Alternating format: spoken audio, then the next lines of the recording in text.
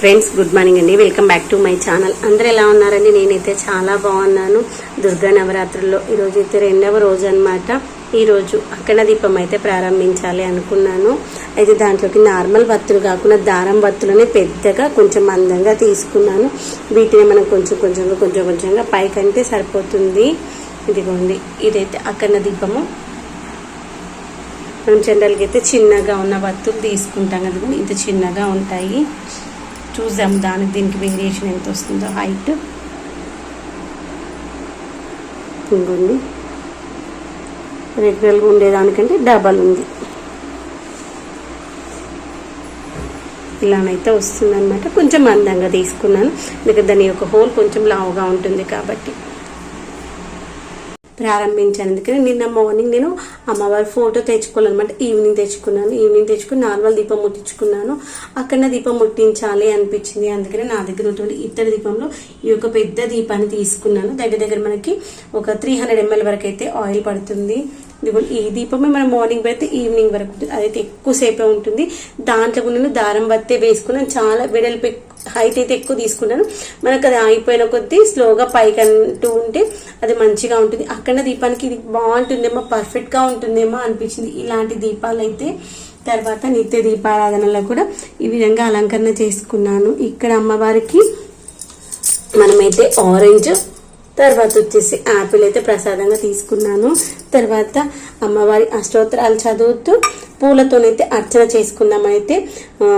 పారిజాతం పుష్పాలు, తర్వాత వచ్చేసి ఈ యొక్క 100 వరహార పూలు అయితే తెచ్చుకున్నాను.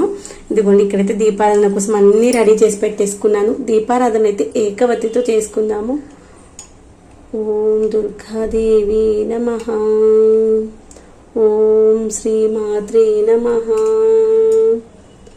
ఓం దుర్గాదేవి నమః.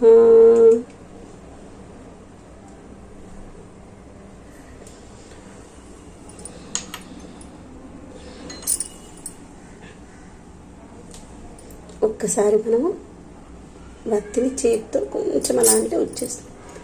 ఓం శ్రీమాత్రే నమః. ఓం శ్రీమాత్రే నమః. ఓం శ్రీమాత్రే నమః. ఓం శ్రీమాత్రే నమః. ఓం శ్రీమాత్రే నమః.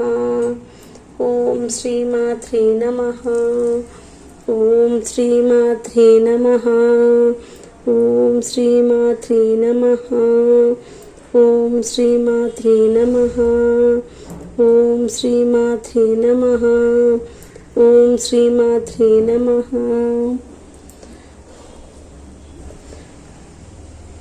గోవింద హరి గోవింద, గోకుల నందన గోవింద, నందనందన గోవింద, నవనిత చోర గోవింద, పశుపాలక శ్రీ గోవింద.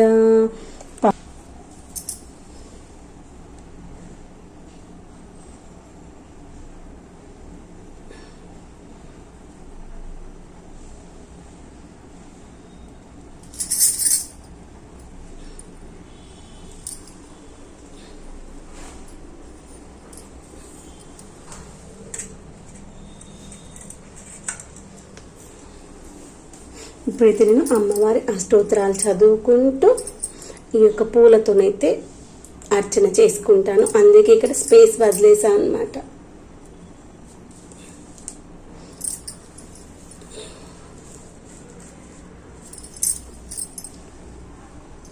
ఈరోజైతే మనకి దుర్గా నవరాత్రుల్లో 2వ రోజు.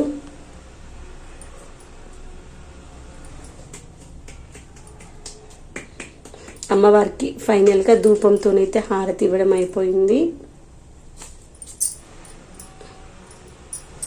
ఫస్ట్ ఏకహారతి ఇచ్చాను, తర్వాత పంచహారతి, తర్వాత వచ్చేసి కర్పూర హారతి, ఫైనల్గా ధూపహారతితోనైతే పూజ అయిపోయింది. తర్వాత దేవుడికి ప్రసాదంగా పండ్లైతే నివేదన చేసుకున్నాను. ఎంత బాగా అనిపిస్తుంది కదా ఇలా ఇంట్లో మనం పూజ చేసుకుంటే. మనసుకి తెలియనప్పుడు ప్రశాంతతనైతే అనిపిస్తుంది.